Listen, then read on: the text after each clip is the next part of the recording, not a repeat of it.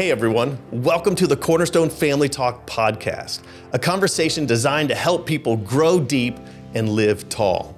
There's no better place for people to grow than in a family. So welcome to the family. You'll find out very quickly that this is a compilation podcast. One episode you may hear an interview. The next may be a story or a testimony, or we may be diving deep into theology or church leadership. So welcome to Family Talk. Let's get started.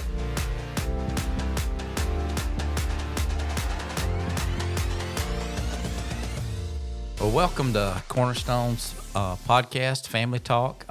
I'm Robbie Pilcher, the campus pastor at Cornerstone's Marion County campus, and I'm here with my wife, Harriet, today. And we're going to talk about the topic of Christmas this morning. And so just as a disclaimer, if you're listening to this podcast and you have kids and you do the whole Santa thing, you might want to choose a time to listen to this when those little kids aren't around so you don't bust any bubbles with them. So anyway, with that said, we've come up with a list of questions that we're going to talk about Christmas, and maybe it'll cause you to think about those same things about your life and your Christmas. And I'm just going to be honest with them. We came up with these questions, but I have not really given them a lot of thought because I'd like for my answers as we go through these to be, what comes up, and spontaneous as we do that. So anyway, so I'm going to ask Harriet the first question here is what's your favorite childhood Christmas memories? We always spent Christmas at home. We never traveled. My grandparents, one set was deceased and then the other lived far away. So I don't remember that typical going to grandma's house. So I remember my dad would make fish chowder on Christmas Eve, and it was a big deal. Like he had his method, and he wanted to do it just so.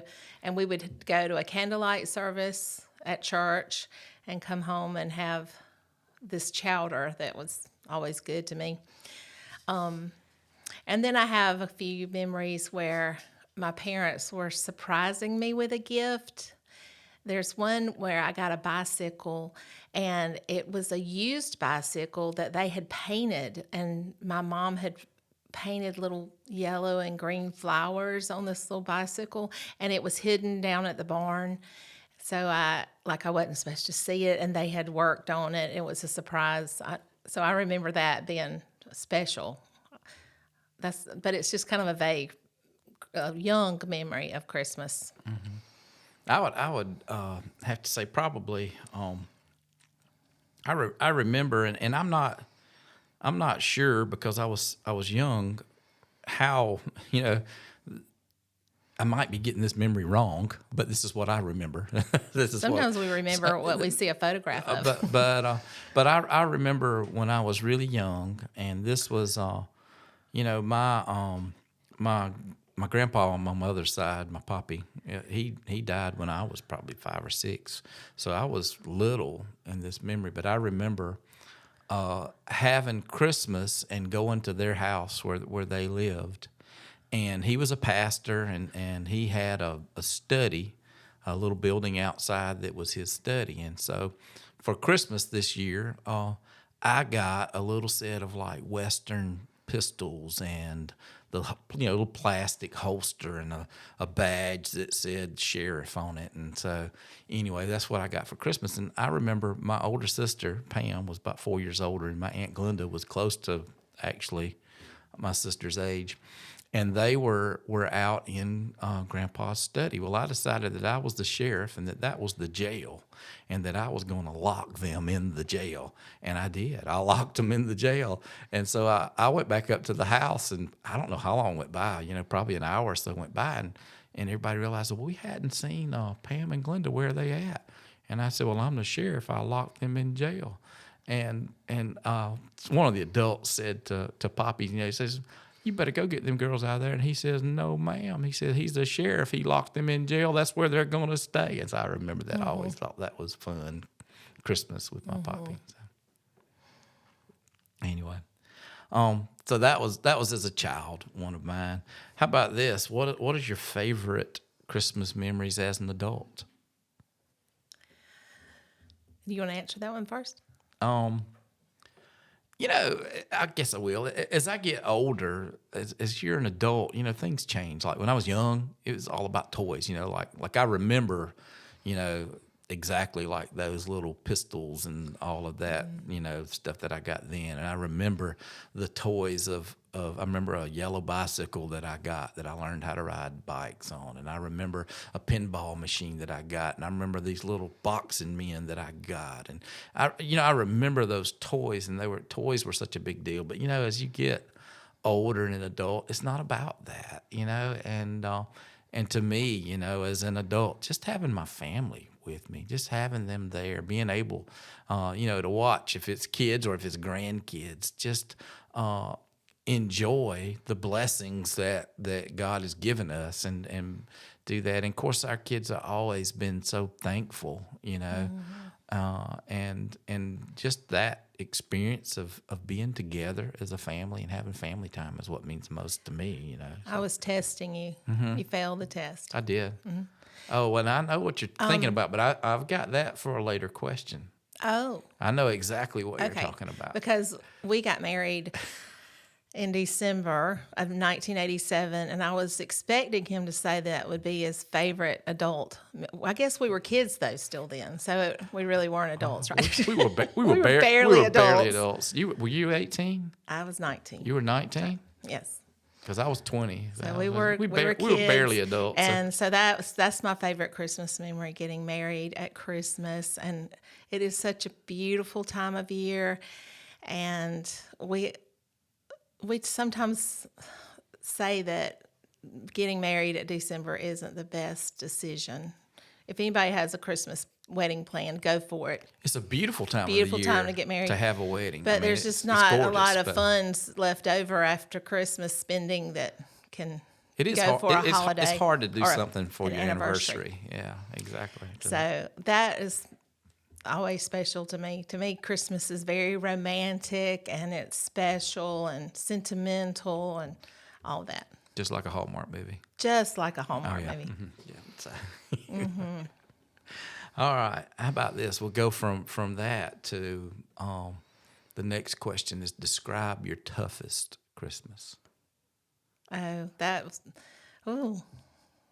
well, the Christmas, we lost your parents in June of 1990. So every experience after losing a loved one, every holiday, every event, every birthday is significant because you think, what would this be like if they were there? I remember in 1990, was it Kuwait? We were bombing, and our Iraq generation had invaded Kuwait, and even our generation had just not seen a lot of turbulence. In our teenage years, the 80s were not. So that was very disturbing to us, and I remember thinking, what would it be like if your parents were here to experience that with us? So obviously, losing a loved one and having Christmas without that person there, I think those are always tough memories. But for me, after our baby Amelia died, that Christmas was just so painful, and although I could find joy, thank the Lord, I could find joy in our other children and what they were excited about, but it was just such a hard loss. And for that, to expect to be spending Christmas with a newborn and her not be with us, that was very, very hard. Yeah, I would have to agree. That I would say that probably after we lost our baby Amelia was tougher. It was tougher for me. After losing my parents was tough, but at that point we didn't have children yet. But to have kids at Christmas and you're mourning the loss of a child at Christmas, and really to feel like you have to be joyful. You have to be when you're sad. That's the thing about Christmas is a lot of times it can be such a joyful time of the year, but it can be such a sad time of the year as well, and a time when people feel alone and they feel that sense of loss. Loss. Exactly. So the next question here is, how did you present or explain Santa Claus to your kids? And I think that's a question that each family has to deal with, on their own. And we, had to deal with that as a family, and how we were going to do that. And I had things that shaped my thoughts about that that I know. And one of those, I'll just go on and share that, is I remember being old enough that I kind of suspected that Mom and Dad might be Santa Claus, but I wasn't 100% sure. And I was still young enough. My mom sewed, and it's the strangest memory, but for some reason, like her at that sewing machine sewing, and that motor of that sewing machine humming was a comforting feeling to me. And so, I remember, laying on the floor while she was sewing and having this conversation where I asked her, and I was like, Mom, I says, I'm kind of thinking that maybe, you and Dad might be Santa Claus. And is that true? Won't you tell me the truth about Santa Claus? And my nice God-fearing Baptist to the core mom looked at me and lied. And she told me that there absolutely was a Santa Claus, And growing up and being an adult, this is how that affected me. Is if I can't believe what my mom tells me about Santa Claus, then can I believe what she tells me about Jesus? Can I believe what she tells me about God? And I remember having those thoughts as a child. And so it literally made me question, our faith. And can I really believe that? Because, if you really believe the Bible, there's some pretty wild stuff there, that's believed. And so, anyway, obviously that shaped how we handled Santa Claus with our kids. Do you want to talk about that? I'm just thinking about when I was growing up. I don't remember. I think we did talk about Santa Claus, but it was never just a huge.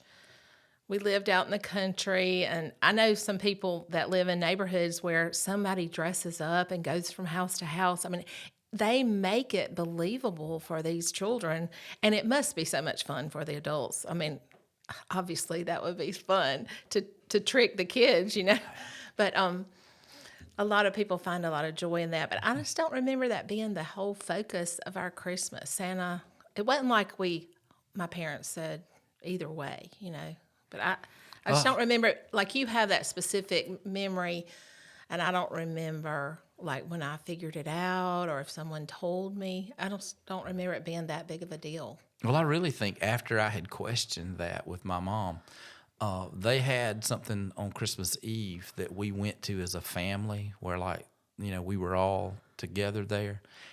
And I don't know who they got to do this, but then when we came back home after being there, and that was a place where Mom and Dad were with me, they had got somebody to come in and set out Santa Claus. So it was kind of like Santa Claus had come while we were somewhere as a family, and I knew it wasn't that way when we left the house. Mom and Dad were with me the whole time, and then when we came back, it was like, oh, there it is. So see, son, I told you so. Anyway, they set the stage. They wanted you to believe. Mm-hmm. My thoughts go when I hear you describing that. How much effort do we as parents take to create an environment where our children believe in Christ? Mm-hmm. That was a lot of effort. That was a lot of effort. They set the stage for you to believe. And do we set the stage for our children to believe? And environment where how often and how much energy we as parents spend. Because we really do want them to believe in Christ. Exactly. And it's true and real. And so that contrast, something about it just rubs me a little wrong. Not that I think someone's wrong if they do Santa with their kids at all. I don't want it to sound like that. It's just, for me, that just seems a little something. And are we going to go into how we did it with our kids? Or Yeah. Well, I think, you worked really hard to provide for us.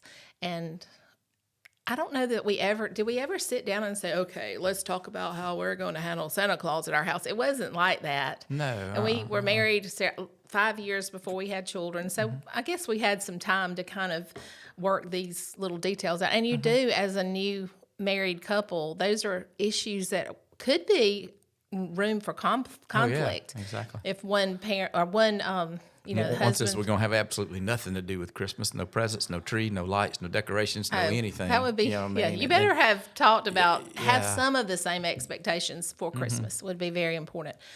So for us, when they were babies, I just don't remember it being a big deal. I mean, we kind of, just that sweet time at home, and we did have stockings and all that. We still do stockings. But when they were older and they climbed up in your lap and said, "Thank you, Daddy." Oh, yeah. That was that meant a lot to me, that they knew who who had spent their money on their gifts, and they thanked us. And they were there was always a real appreciation and a spirit of thankfulness that came almost naturally. I don't remember having to say, "No, tell your daddy thank you for that." They would there was like this closeness and sweet memories of the children climbing up in your lap and saying, "Thank you, Daddy." Well, I really kind of in short, we handled Santa Claus kind of like any other imaginary figure. Characters. Like the Easter Bunny, you know what I mean, or the whatever. So Santa Claus was this fictional part of that celebration, but we wanted the real celebration to be about Jesus and about God loving the world so much that he sent his son as a little baby, and to keep the focus of Christmas about Jesus, and them knowing that mom and dad, were the ones that bought the gifts and gave them that kind of thing. I think that was good because we experienced some very lean years and some very lean times when they didn't expect much, and our kids knew that hey, it wasn't a secret that we were struggling through some times, and that they were happy to get anything, and happy with that. And so I did think it helped them. I liked them being appreciative, and being able to thank mom and dad. But I think them knowing the reality of that helped them also not to be disappointed in that, I'm asking, or I wrote a letter to Santa Claus for whatever, and you don't get that, and you're disappointed with that. I just think it was healthier. Speaking of the letter to Santa Claus, tell the story about the Santa that was in Buena Vista recently, like in the last 2 years. Oh, wow. Well, we've kind of talked about how our kids, knew that. But now we did. One thing I will say this with our kids is they knew that it was mom and dad, but we told them, look, it's not your responsibility to go out and inform all your friends. That's our big disclaimer in it. You know what I mean? and that was not their place. That each family, each set of parents, it was up to them to choose what they were going to relate to their family about that. And so don't spoil it for other families. For somebody else. Exactly right. And so we did that. But yeah, I had this guy call me. It's been a few years ago now, and he had played Santa at one of the department stores or whatever, and Hallie had gone in there, and she had gotten up in his lap and talked to him, and this struck him enough that he called me actually to find out about that. And so he calls me up, and he wants to, be sure that he has the right person, that I am Hallie's dad. And I'm like, yeah. And so he's like, he was just struck by the fact that she sat in his lap, and at a time when most kids are like, going to tell Santa everything they want for Christmas. And she looked at him and she said, "What would you like? What would you like for Christmas?" And it just struck him that it was such an unusual thing that she would be concerned about someone else And enough that he called me. We ended up talking. Santa doesn't get asked. He didn't get asked that. What he would like for Christmas. Yeah. And so anyway, but it was enough different that it was worth a And call. this was somebody we didn't know. Like he had to ask for your phone number from somebody. Yeah. Not everybody gets a phone call from Santa, Robbie. You That's should true. feel that's pretty amazing. So anyway, so the next thing is how does your family schedule the holidays, particularly when you get to the point that we are, where you have adult children or you have grandparents? That whole working out what are we going to do on the holidays thing can really be stressful. Very stressful. So, I mean, do you want to talk some about kind of how we've handled that in our lives with adult kids? Well, I try to be sensitive and not put pressure. Like you have to. My philosophy is, my prayer is that I want our children to come home because they want to be there, not because Mama said or Daddy said we're having supper at a certain time and you've got to be there. I want it to be their desire and out of devotion rather than duty, which we use that a lot as an example. So, of course, I want everybody around my table. I want them all with me all the time. But you have to recognize that who they married is important, and they married into this family. Our sons have married into another family, so obviously you have to share your kids. And I think the best way is to be flexible and just say, we'll take you when we can get you, and try not to make it be anything legalistic. And maybe if there are expectations, make sure you've expressed them early so that it's not a surprise. Like, well, I thought y'all knew that I wanted you here. You don't want to do that. So, being flexible as parents makes it a lot less stressful on those children that are adults. So, and also, I remember when we married and we didn't have children, I didn't want to start spending the night at your parents' house, remember? Because I thought, they'll expect that every year. I do remember that. And young couples like to be home with their babies, and I understand that. So flexibility and not being too demanding is very important. The downside of that, of course, in our life, just the way things that played out is my family was much more demanding of our time and wanted, us to be there, and particularly, holidays, but not just holidays, other times as well. And your family, they were more laid back and not as demanding and everything, which, we ended up spending a lot of time with my parents early on. And, of course, we didn't know that, I was going to lose my parents. And so we only had a 2.5 years, really, of our married life with my parents. And so now I look back and I'm glad that we spent that time because we didn't have that much time with them. But I do see how if you are the lenient parent and you're not the one that's putting that demands on that, if the other parents are doing that, you can come out on the losing short end of the stick with time. That, but I just think it's the whole heart of that is making your kids and their spouses realize that you love them and that you realize that they've got to make their own choices and their own decisions. Give them the freedom to do that, but let them know that you want them to be with you if they can. And so, always welcome, always desired for them to be home. Okay. How about this question right here? How does your family handle spending at Christmas? I'll let you answer that.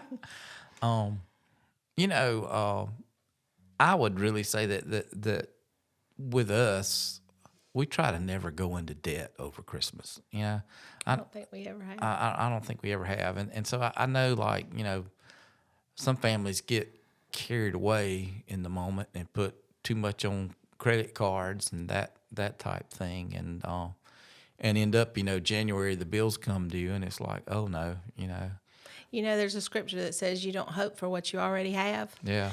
we want things so much, maybe right before Christmas, and like you say, in January, you've already got it, and Yeah. it's not paid for. Ooh, But you now don't- you starts the payments, yeah. Right. And so, the excitement is gone, and the climactic time is over.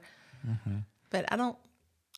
but I do typically always, I'll have an amount in mind that, okay, I can spend that much for Christmas, and it's an amount that I have. It's not that I'm having to Borrowing. go borrow that amount. And so, and like I say, we've had some years where that amount was not very much at all. It was like, we really can't spend a whole lot on Christmas that year. One year you did find some used motorcycles for sale, and that was a big, exciting Christmas. And it was very, very, very cold and windy and not pretty outside that morning, and we just kept the shades down. We didn't open the windows, and they thought that what was under the tree was it, and we kind of just savored the moment. And they were so satisfied with the small things that they had They been really given. were. They really were. And then it was kind of like when you got ready to get all bundled up to go outside, you were ready to show them. And that was a very exciting Christmas because they all three got three yeah. little used motorcycles. They were fabulous for our family for a long time. That was a lot of fun. A lot of fun. Good memories there. That is a good one. So the next question is, was there a Christmas that had special meaning for you, childhood or adult? Just, not necessarily, it might not be your favorite Christmas or whatever, but it had special meaning that Christmas. Well, I would say the Christmas we got married would be. That was That's what I was special going to too. say. So I that stole your thunder. that was I always what- do that. That was what I was saving that answer I for. see, that would have been. So that was special meaning to get married Mm-hmm. at Christmas. That's got to be one of the most special Christmases ever, Mm-hmm. and the without a doubt, I would say another that I remember is when we had just come back from Christ for the Nations, and we were broker than broke, and that was going to be one of those very, very, very lean Christmases. We just weren't going to be able to afford much, and a church in Marion County actually adopted us that Christmas and bought Christmas gifts for our children, and that was really special. It was. It was. and because they didn't have to do that, and I just really remember I took that as God saying, "Robbie, I love you," from God. You know what I mean? From my Heavenly Father saying, "I love you. I care about you." I know that times are tough, and I am your provider. And me and my kids had that stuff, and I didn't take that lightly at all. And they gave them nice things, and it was an amazing big gift bag for the little ones. And what it was an opportunity. humbling though, because it's easier for me to give it. It was harder to receive it for some reason, But you realize the joy that you bring somebody when you're generous. I saw it literally as them being the hands and feet of God. It was very, very kind. And so really, really, really felt blessed that Christmas. Is there another Christmas that you can describe where you felt particularly blessed?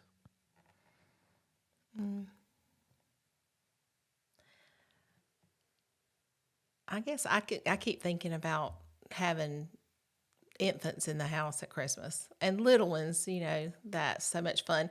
I remember one Christmas a couple of years ago where we didn't expect Lee and Katie until a later time, and I heard the footsteps of those little babies coming in our house. I was just so excited that they were here even earlier than we thought they would be there. So having grandchildren at Christmas is really fun. But in the past, I'm thinking back of, like, Lee was born we've had two children born in October, so they were still little and, arm babies, sweet little babies at Christmas is special.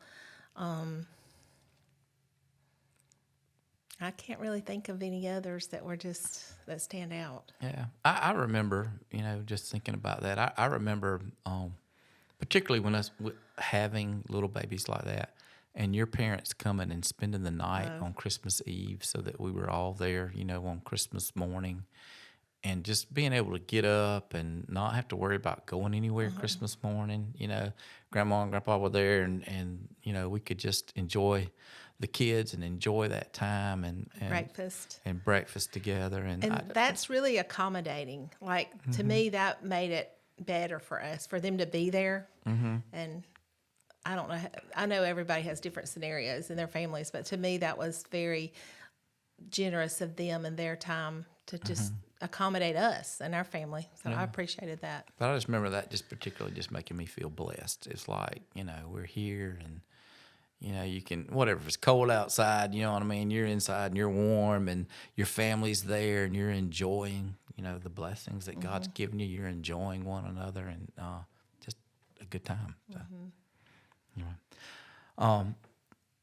I've got a song, and you've been watching from the beginning, probably wondering, is this boy ever going to play this guitar, or what's he doing here? You would wonder that if you were watching something. Yes, I would. I would be sitting there saying, when's he going to play? When's he going to play? So anyway, but I've got a song that I wrote about Christmas, and after hearing our conversation, I'm sure that you'll get some of this. I remember I got a funny story about this. I played this back a few years ago at our church, and I get to a certain point, and there's a point that I stop there at the song, and there's just a little bit of hesitation. And one of the parents that was listening to the song later told me that I was thinking I was going to have to get up and come tackle you at that point in the song. Stop that song. And stop you from saying what was coming next. But it kind of catches.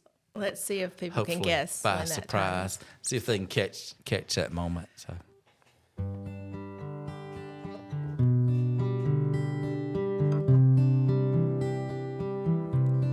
When I was a boy, Christmas was all about toys. I was anxious to see what Santa would bring on Christmas Eve.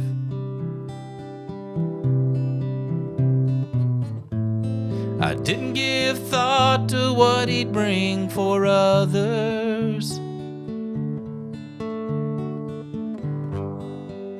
All that mattered was me,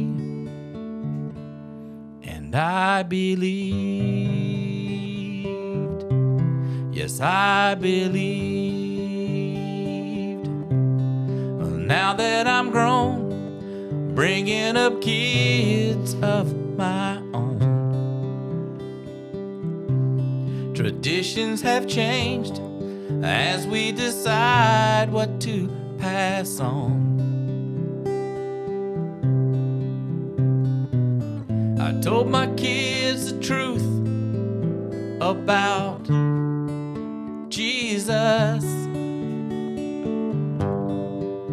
He's the one that you need to believe.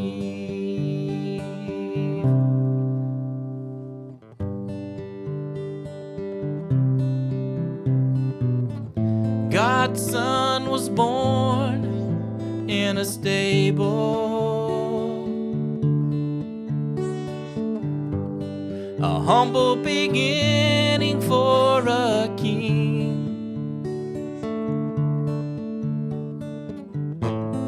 So at Christmas we remember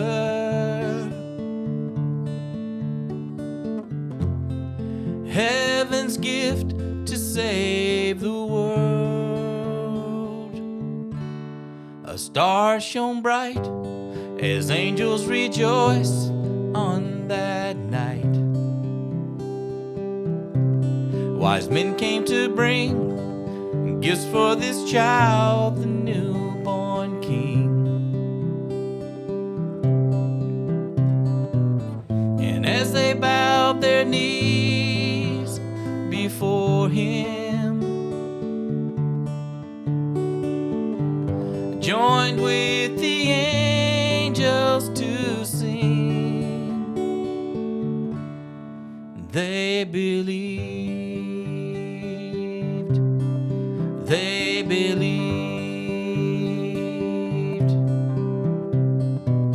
that God's son was born in a stable, a humble beginning for a king. So at Christmas we remember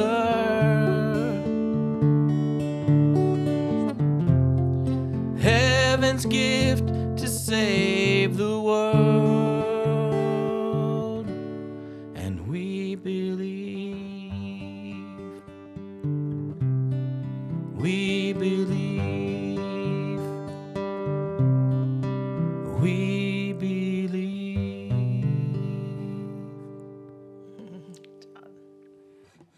Well, thank y'all so much if you've joined us for this podcast, and we just want to take time to wish you and yours a Merry Christmas, but more than that, a blessed Christmas. May you keep Christ at the forefront of Christmas this year as you celebrate with your families. Thank you so much. Thank you so much for listening to this episode of Family Talk. You can stay up to date on our family conversations by subscribing. Follow us on Facebook, Instagram, YouTube, or on TikTok. All those links can be found in the show notes. You can also hit the share button and share this episode on social or with someone that you love. And finally, dropping a rating and telling us what you think of this episode will help spread our conversations. Thank you for being a part of our family here at Family Talk. We'll see you next time.